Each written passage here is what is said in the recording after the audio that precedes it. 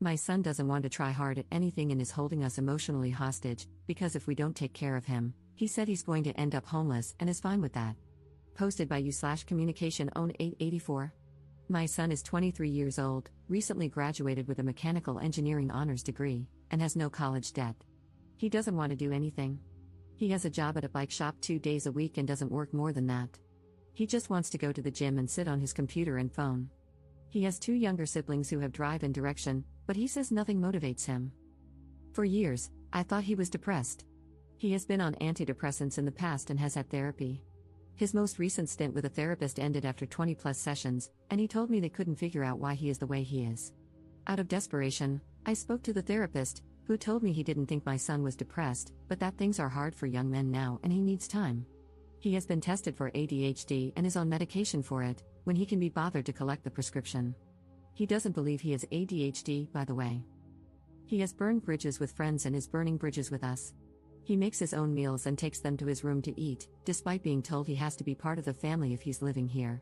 We charge him rent but made the mistake of telling him we were saving it for him when he moves out. Starting this month, I'm deducting money for bills and food. He is rude to his siblings, doesn't help out around the house, and does nothing to contribute to the family. I want to give my son purpose, and we've tried everything, and I mean everything. I have spent countless hours talking to him, asking how I can help. He doesn't know. I've suggested he take a year off to do volunteer work, travel abroad, or work a menial job until he figures out what comes next. He wanted to move to California, where we used to live, and settle in San Francisco until he realized he couldn't afford it. I can't bear the thought of kicking him out, but I see no other option. I feel like we are being held emotional hostages, and the stress is unbearable. I am so upset that one of my children is like this. I feel equally responsible and resentful. I'm terrified that if we kick him out at the end of the month, he will end his life, sleep on the street, or never talk to us again, but I am at the point where something needs to happen. It is ruining my life, my marriage, and my relationship with my other children. We have given him another deadline of the end of the month, but I am struggling to make it that far. Relevant comments. Commenter. I feel like I'm in the same position. I did what people told me to do, admit that I need help. I've been unmotivated for years. I sit in my room constantly. I only work 3 days a week, doing the bare minimum. Crap, I didn't even graduate high school. I admitted to my doctor that I needed help. I was constantly feeling terrible about myself, no purpose. In my case, I feel like I've let my family down. I feel like I don't fit in with them.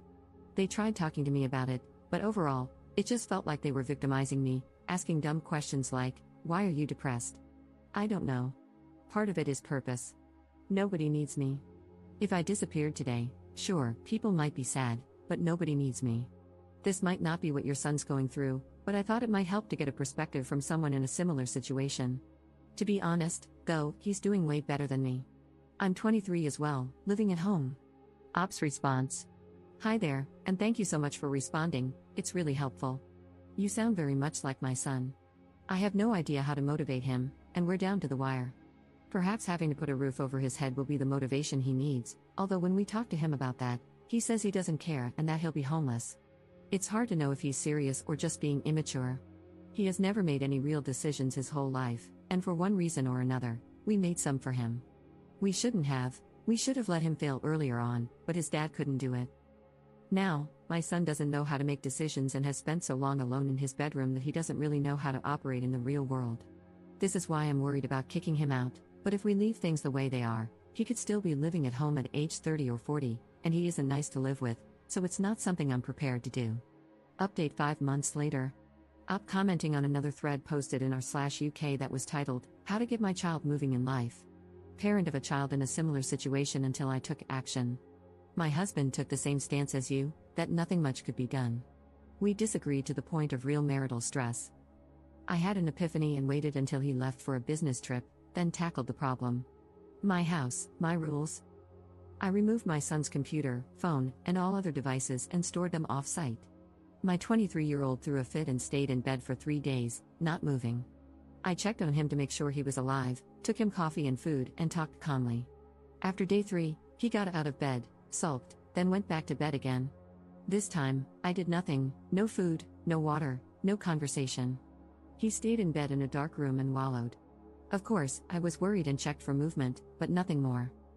After a few more days, He got out of bed and said he didn't want to live like this anymore. He agreed he needed a change, agreed he needed antidepressants, and started hanging out with the family. I gave him his phone only when he left the house. Want access to the internet? Go and get it, I will not provide it. That was in January of this year. By March, he was several weeks into antidepressants, was rebuilding his relationship with his siblings, was less angry, and had a job. Full disclosure, my husband made him go into the office with him every single day to look for work.